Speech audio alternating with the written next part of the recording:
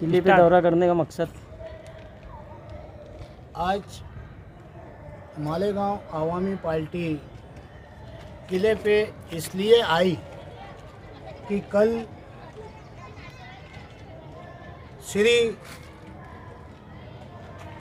नीतीश राणे जी मालेगांव तशरीफ़ लाए और आने के बाद उन्होंने किले का दौरा किया, यहाँ का जायज़ा लिया।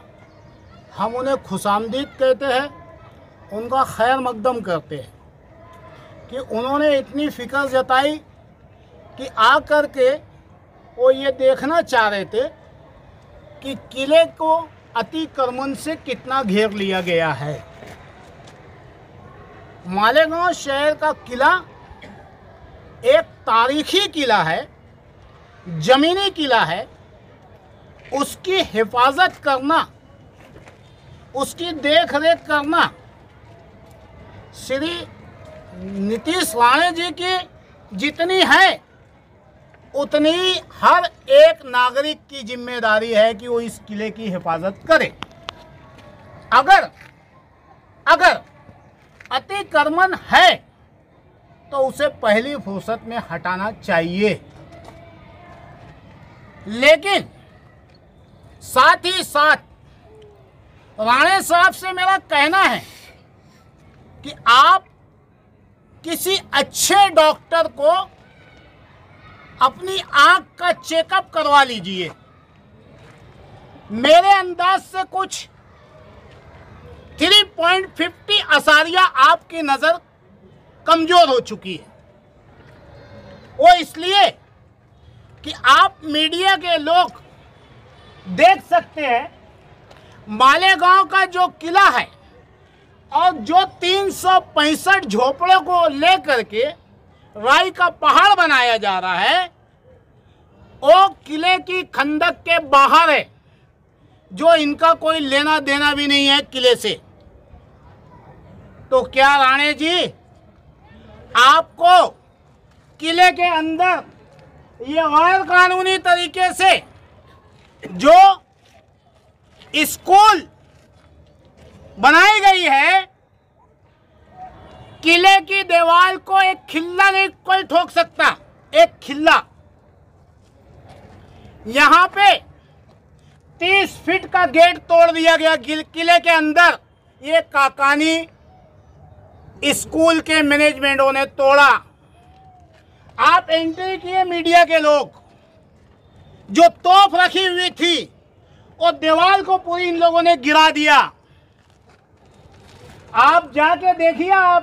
मैं आप मीडिया वालों से मुअद्दबाना गुजारिश करता हूं, जहां हमारे राजा नेहरू शंकर के बैठने की जगह थी, वो सब जगह इन लोगों ने अतिक्रमण करके छेक लिया है।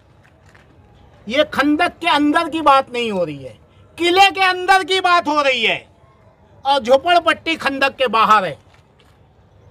नीतीश राणे जी, इन्हें 52-53 की नोटिस दी गई है।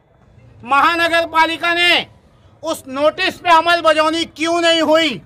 इन्हें तोड़ने का आदेश दिया गया है, अभी तक वो क्यों नहीं टूटा? आप पैदल चढ़ के आए, आप अंधे हैं क्या? आपने पूछा नहीं कि ये स्कूल कौन चला रहा है? आपने पूछा नहीं कि ये स्कूल कौन चला रहा है? किले की बड़ी फिक्र है। आपका उसी स्कूल के अंदर इस्तेकबाल होता है, तब आपने पूछा नहीं कि यहाँ का कुआं कहाँ गया, यहाँ की 100 फीट की दीवार कहाँ गई, यहाँ का गार्डन कहाँ गया? तुम्हारे बाप की जागीर है क्या? आपने किले को इस तरीके से नुकसान पहुंचाया। ये मामला माननीय कमिश्नर साहब को आप बता रहे हो कि ये सीरिया हो गया है क्या? सीरिया वो 365 बस्ती वाले नहीं बनाए, सीरिया आरएसएस के काकानी स्कूल वालों ने बनाया। मिस्टर राणे, आरएसएस के काकानी स्कूल वालों ने किले के अंदर सीरिया जैसी हरकत कर दी है, जो सरकार के किले को नुकसान पहुंचाया है। लोक आयोग, अदालत, माननीय कलेक्टर साहब का आदेश है कि जब कभी भी इन झोपड़पट्टी वालों को हटाया जाए तो उनको इसका नेमुल बदल दिया जाए, इनके बदले में जहां उनके मनपसंद की जगह है वहां दी जाए, उसके बाद हटाया जाए। आप कहते हो कमिश्नर को कि कौन कलेक्टर और कौन लोक आयुक्त, यानी आपकी सरकार कानून के ऊपर हो गई है क्या? कोई बोलने वाला नहीं है, इनको छुट्टी दे दो, सब फैसला आपको ही लेना है। तो मेरे भाई, आप महानगर पालिका को धमकी देते हो कि बुलडोजर तुमसे नहीं आ रहा है तो हम ले आ रहे हैं। खाली एक ऐलान कर दो आप कि इस देश में कानून व्यवस्था बंद कर दी गई है, फिर आपकी छाती में दम है तो आइए। हमने चूड़ियाँ नहीं पहन रखी है, ईंट का जवाब पत्थर से मिलेगा तुम्हें। सेकंड,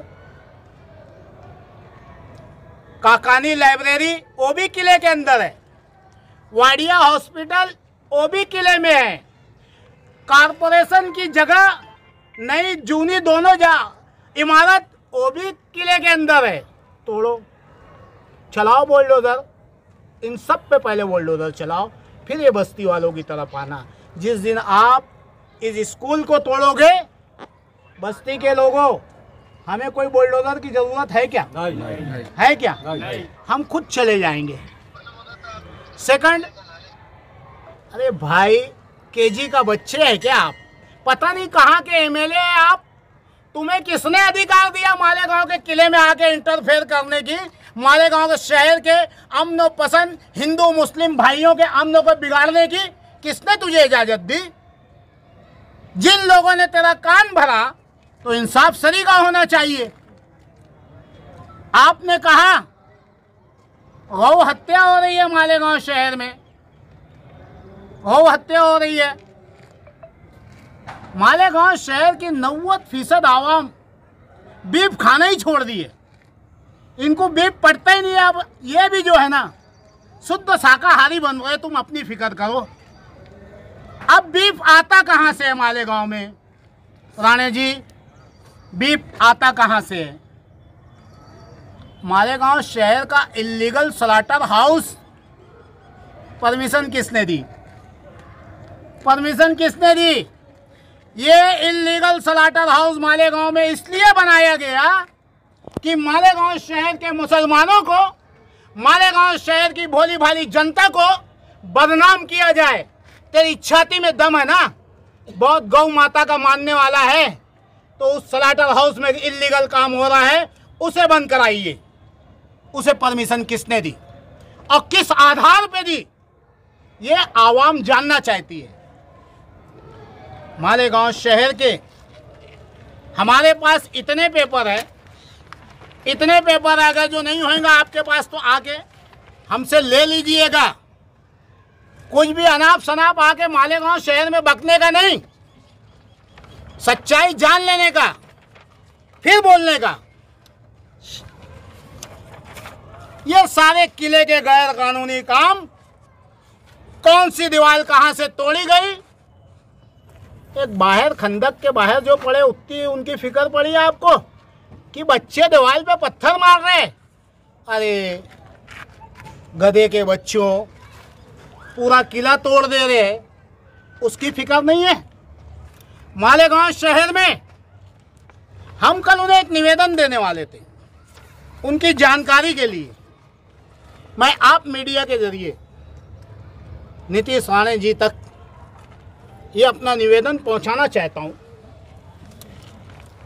कि भाई साहब, आपको आधी अधूरी मालूमात है, इसलिए हमने आपको पूरी मालूमात दे रखी है।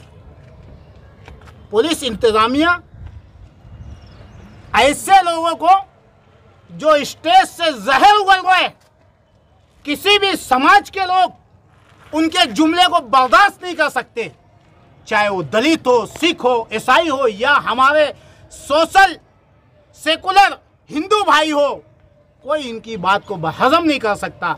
ऐसे स्टेज से जहर उगल गए।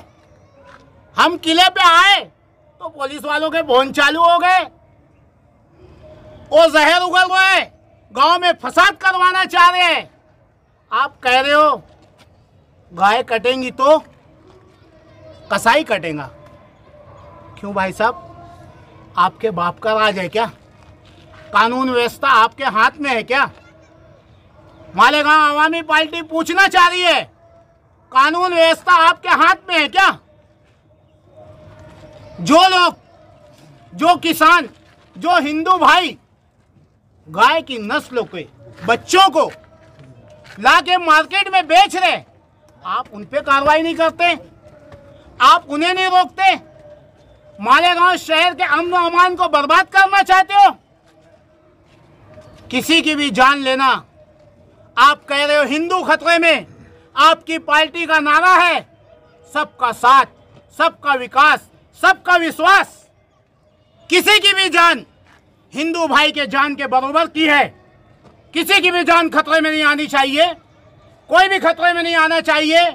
इस तरीके का भाषण मालेगांव शहर की आवाम, दोनों आवाम ने, हिंदू मुस्लिम ने आपको नकार दिया कि ये सब नहीं चलेगा।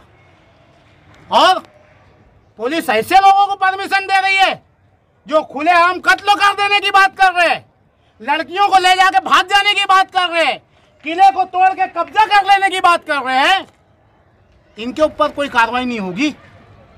हमारी मोदी सरकार से मुअद्दबाना गुजारिश है कि मालेगांव शहर की आवाम अमन पसंद आवाम है। 2001 के बाद से लेके आज तक मालेगांव शहर में 2 बड़े बम ब्लास्ट हुए। इस शहर के हिंदू मुस्लिमों ने एकता का सबूत दिया, इस शहर के हिंदू मुस्लिम ने भाईचारगी का सबूत दिया कि इस शहर के अमन को बिगड़ने नहीं दिया। हमारी गुजारिश है कि जो लोग भी कानून को हाथ में ले रहे हैं उनके ऊपर फौरी कार्रवाई होनी चाहिए। और फिर नीतीश राणे जी तक का हमारा ये निवेदन पहुंचना चाहिए कि आपको किसने मिसगाइड किया जो आपने इस तरीके का यहाँ पे आकर के भाषण दिया। कमिश्नर को नीतीश राणे ने 8 दिन का टाइम दिया है कि ये झोपड़पट्टी अगर उखाड़ी नहीं गई तो 90वें दिन वो बुलडोजर लेकर आएंगे। इस पर आप क्या कहेंगे?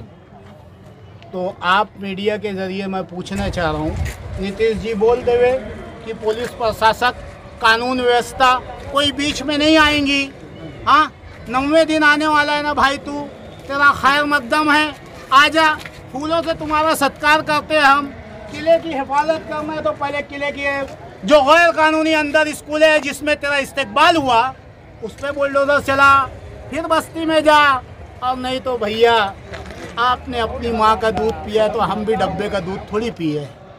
हाँ, कानून के दायरे में रह के हम काम करना चाहते हैं, अमन अमान को संभालना चाहते हैं। ये तो पुलिस का काम है कि पुलिस इस चीज पर तवज्जो दे कि एक 3 टप्पर एमएलए पता नहीं किस सिटी का है, वो मालेगांव शहर के आके माहौल को खराब कर रहे हैं। हमारी सरकार से गुजारिश है कि ऐसे बेलगाम लोगों को जो शहर के, किसी भी शहर के अमन को खराब कर रहे हैं उनके ऊपर कार्रवाई होनी चाहिए। जो कानून को हाथ में ले रहा है उसके ऊपर कार्रवाई होनी चाहिए। ये हमारा मुतालबा है।